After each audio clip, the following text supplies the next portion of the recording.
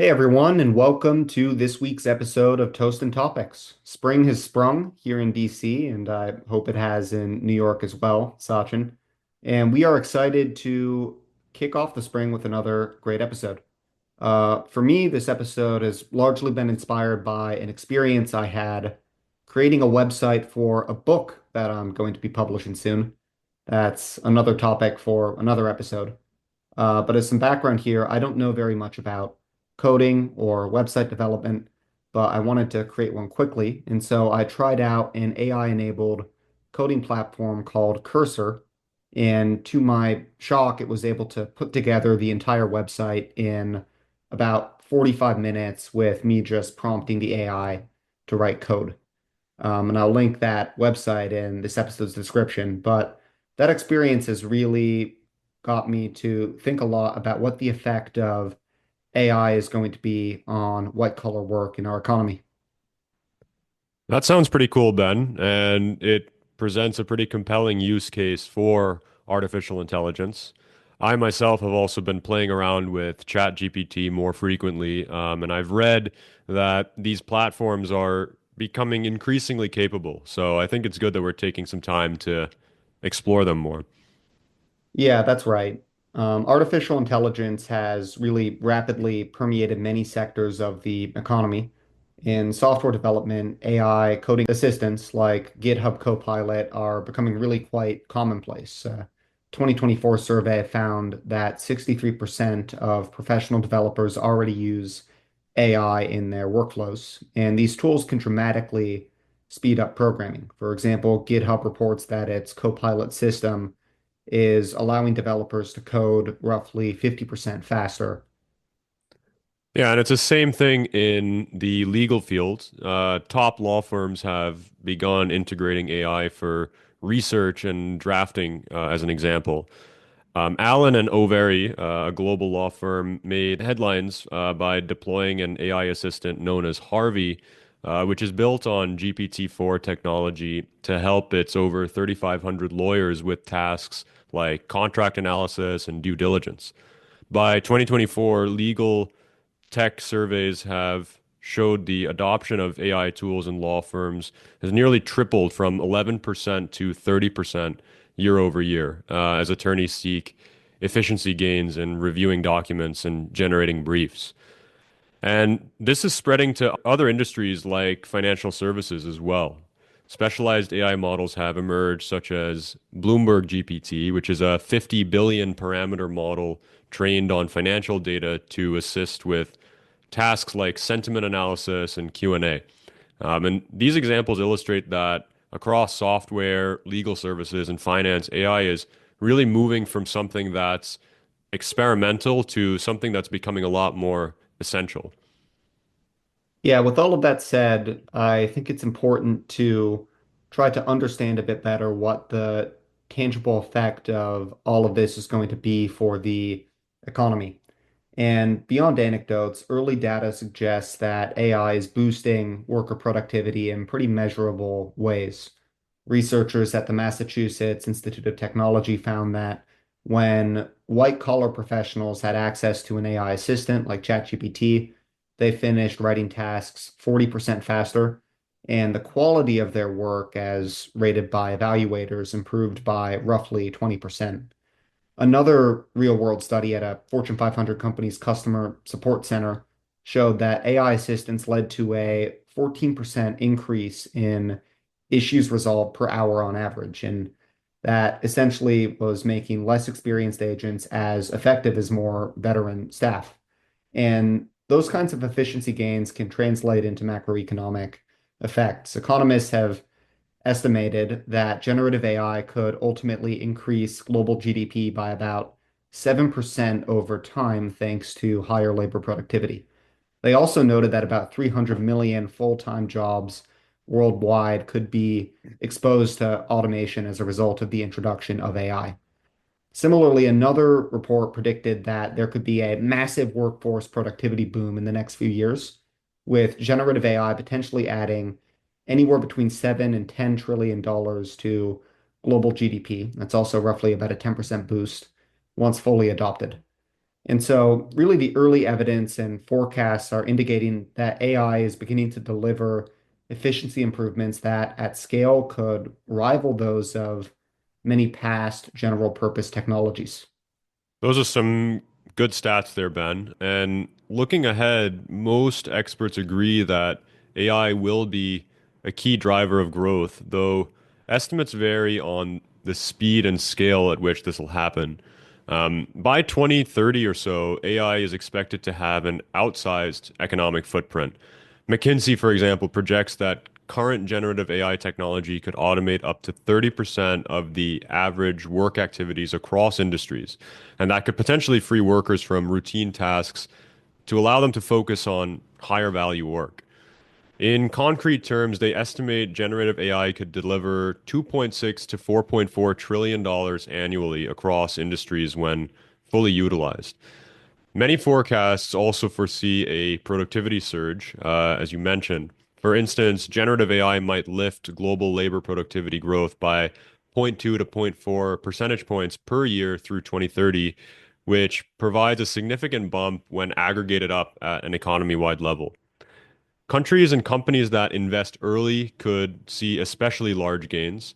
But that said, the timeline for that realization is what's being debated. Optimistic views suggest major impacts could be seen in just a 1 to 3 year time horizon, while more cautious economists suspect that the biggest effects will unfold over the latter part of the decade as adoption diffuses. But nonetheless, over the next 5 odd years or so, we should begin to see AI's contribution in productivity statistics and economic growth rates a bit more clearly. Yeah, that point about diffusion is, I think, really the key one. In many respects, the technology that we have right now is good enough that if it were adopted at scale, we already could see much white collar work simply being automated by artificial intelligence. The obstacle now is going to be dealing with, bureaucracies, both in the private sector and the public sector, that may take time to actually implement that tech at scale. Just as an example of that, I've been using the OpenAI tool Deep Research, which does a fantastic job of writing in-depth summary reports. But that isn't the sort of thing that I expect that my workplace is going to be using for at least the next several years. So again, it's just a question of diffusion right now. But it's really one thing to talk about the general efficiency improvements that we're going to see from this kind of AI technology. It's another to think about how we'll all actually be interacting with it in our day-to-day lives. And one area of interaction where AI seems to be really shining is in serving as a personal agent or assistant. Generative AI chatbots have essentially become junior colleagues or concierge-like helpers for many professionals and consumers. People are using tools like ChatGPT, Bing Chat, and other AI assistants to compose emails, summarize lengthy documents, or brainstorm ideas, and even planning their schedules conversationally. And that personal assistance role has grown so popular that by 2024, an estimated 88% of people in the United States reported using some form of AI tool in their daily lives. Tech companies are also racing to integrate AI into their products. For example, Microsoft's Copilot for Office can draft documents or create meeting recap notes automatically, and Google's AI features in Gmail and Google Docs can help rewrite or refine text.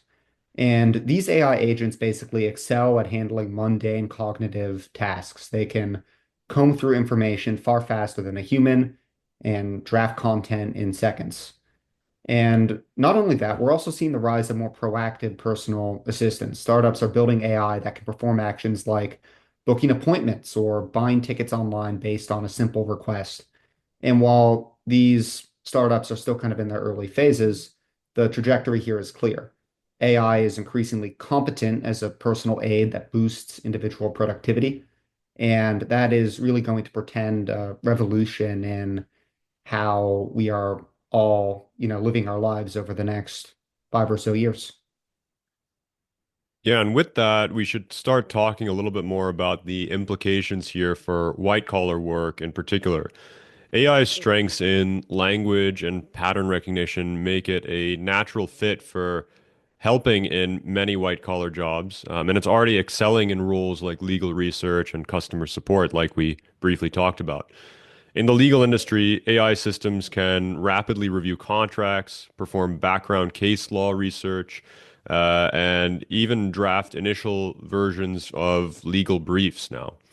Many law firms have reported significant time saved on document review using AI. For instance, Harvey, the GPT-4 based legal assistant, enabled lawyers to complete contract analysis in minutes rather than hours. And by late 2024, more than half of large law firms had purchased at least one generative AI tool to support their legal work. Lawyers are also finding that AI can handle first drafts of standard documents or memos, which they can then refine, which effectively means that the AI is acting as a junior attorney of sorts. Customer service has also been transformed by AI chatbots and voice assistants that are great at handling routine inquiries. Companies have now widely deployed AI agents to answer common questions or troubleshoot basic issues, both online and on helplines. Over 80% of call centers now use AI technology to enhance the customer interactions. And these AI customer service reps are available instantly, and they can do uh, simple tasks and help thousands of customers at the same time, which is something that a single human could not really ever do. And importantly, they're becoming more personable as well over time. Modern AI agents can detect customer sentiment and respond with some degree of empathy, at least to a point, which is a big leap from the clunky automated chatbots of the past. So companies report improved customer satisfaction now as AI handles these simple requests more quickly, while now human agents can focus on more complex, high-touch cases. So in essence, AI seems to be excelling at the kind of knowledge work that involves digesting information and generating responses, which makes it a perfect fit as a legal aid or customer service rep or a similar office assistant. All good points here. Another domain of excellence that we've seen for AI, which is exciting to me personally, is data analysis. AI systems can sift through massive data sets to find trends or anomalies far faster than any person can. And this has led to really large efficiency gains in areas like fraud detection and finance, where AI can flag suspicious transactions in real time, or in supply chain management, where AI forecasts demand and delays with high accuracy. And AI doesn't get bored or tired with repetitive tasks, right? Once it's trained, it's going to diligently execute the same processes with consistency. And this reliability is why AI-driven automation is really booming in fields like accounting, and also HR. Yeah, it's interesting to think that white collar workers are now effectively getting an AI coworker that takes on the boring or highly analytical parts of the job. And a theme in these successes is augmentation, I think. AI excels when it works alongside humans, handling the heavy lifting of information processing, and then letting the humans actually apply judgment on the results. And this is something that we have to all probably rewire our minds to start thinking in this way. Early studies confirm substantial time saved. One survey found employees using generative AI for tasks in their job were 25 to 30% more productive on average than those who didn't. And that's even just after a couple months of adoption. All this points to AI thriving as a tool for augmenting professional skills, making many knowledge workers faster and more effective. Yeah, that's right. And my hope is just that these knowledge workers are still able to keep their jobs if they, are becoming so much more productive that one can do the work of 10. But really, despite the impressive advances that we've seen in artificial intelligence in the digital realm, it is worth noting that AI currently struggles with tasks that actually require physical intelligence, that is, interacting with the messy and unpredictable real world. Robots, which are basically trying to embody AI in physical form, are still often not anywhere near as capable as humans at general physical tasks. Just think of how long it's taken to develop self-driving cars as one example of that. As another example, jobs in service industries like food service, cleaning, or caregiving remain very challenging for AI. A robot waiter could carry dishes across a flat floor, but it can't really gracefully navigate a crowded and chaotic restaurant the way that a human can, at least not yet. And nor can it really intuitively understand uh, customers' needs or handle a spilled drink type of situation. In warehouses and factories, robots excel at repetitive, structured tasks, but even there, when something unexpected happens or a task varies, they often fail. Dexterous manipulation, something as simple as picking a ripe fruit, folding laundry, or stocking a grocery shelf, is extremely hard for current AI-driven robots, which lack a lot of the fine motor skills and adaptive perception of humans. And that's meant that many hands-on jobs that often, we think of as being very simple have seen very little AI-driven automation to date. One telling example of that is Amazon, which has tens of thousands of robots moving products in its warehouses, but also still employs over 1 million human workers, many of whom do the picking and packing because robots just can't reliably handle the vast variety of items and tasks involved in these situations. This really highlights a core limitation of AI. Embodied AI in robots struggles with, providing any general purpose utility. And so while AI software might be writing code for software engineers or contracts for lawyers, we're actually quite far away from having a robot handyman or housekeeper. And this reality gap in the physical world means that many service jobs have actually proven quite resistant to AI disruption so far. We'll see if that continues. There are a lot of companies that are working in this area, and I expect that we'll see breakthroughs here over the next 20 years. But it's undeniable that this form of AI adoption is behind relative to AI adoption in knowledge work. Let's start wrapping up this conversation. If I had to sum it all up, then it seems like AI is starting to show tangible empirical evidence that it's making a dent in improving productivity, and it's clearly demonstrated its use case in certain types of tasks, notably things like data analysis and repetitive things that humans would do far less efficiently. But that said, any model has its limitations, and there are other areas where AI still can't do what a human does. In particular, that is dealing with unpredictability. And I'll leave you with this. There's a concept called the Gartner hype cycle, which suggests that generative AI hit the peak of inflated expectations sometime in 2023. And while it's fair to say that expectations surrounding AI have still remained pretty sky high, I think we're starting to see evidence now that it could start to make a positive impact on our lives and on productivity. We're really living in a pretty revolutionary era here when it comes to this technology. And I know I've said this before, but the pace of innovation and disruption has been really remarkable.